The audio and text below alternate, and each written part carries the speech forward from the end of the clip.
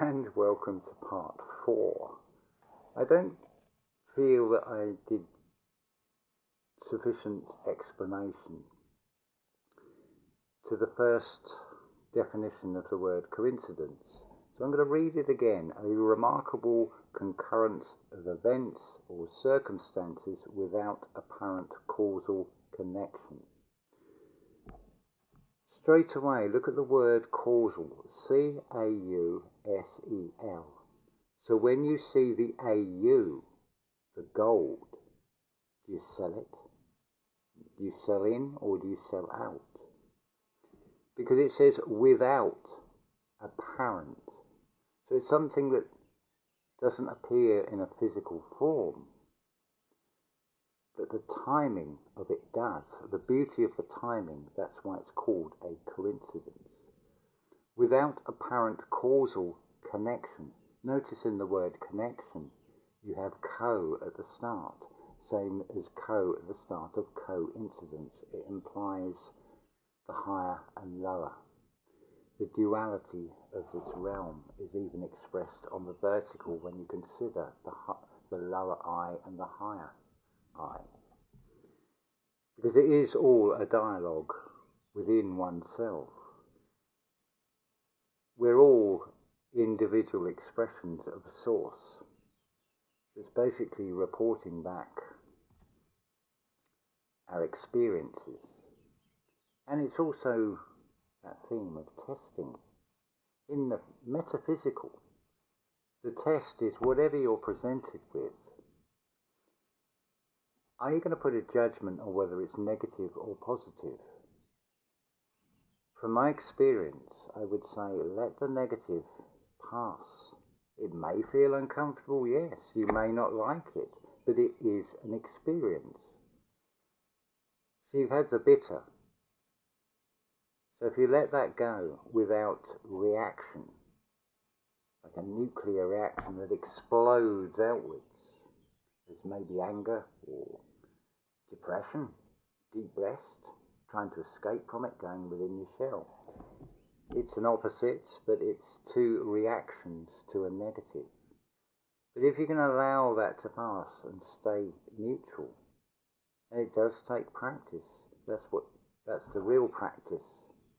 Because you are your own doctor, ultimately.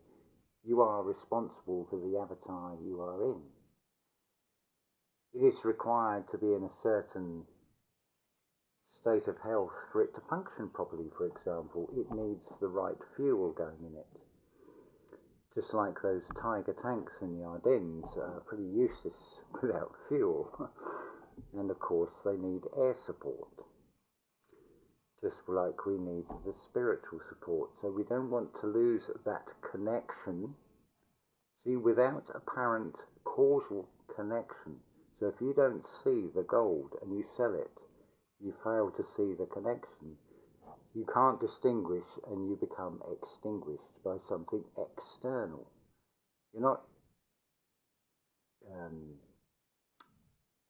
not disempowered internally, except by what you focus on, and what you focus on is where your energy goes, and where the energy goes, the energy flows. It becomes real, even if it doesn't have a physical form.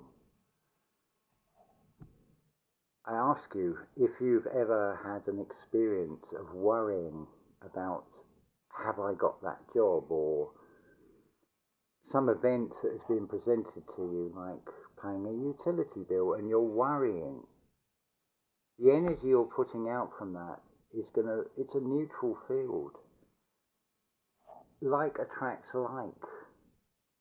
Again, that's something that's compartmentalized and seen often just as relationships. And, oh, I'm an Aries star sign, and you're an Aries star sign. Oh, coincidence. No, nothing is coincidence in that sense. They're presentations to see whether you react or respond. And what you do with those things, because that will then shape what direction your path is going to take. Because you have a certain amount of flexibility from getting from A to B between birth and death. How you spend your currency, which is your time, is entirely down to you. What you focus on, what interests you, what inspires you. Inspire. Again, look at the words. Consider what they mean, not the compartmentalized education system interpretation of these letters, these pictographs basically. But of course people aren't taught that that's what they really are. They are symbolic representations. Maybe I should do one on the letter I and the J. Straight away the more observant will notice that in their lowercase they're the only two characters or letters that have a dot, which sort of implies something to do with the singular I, the third I.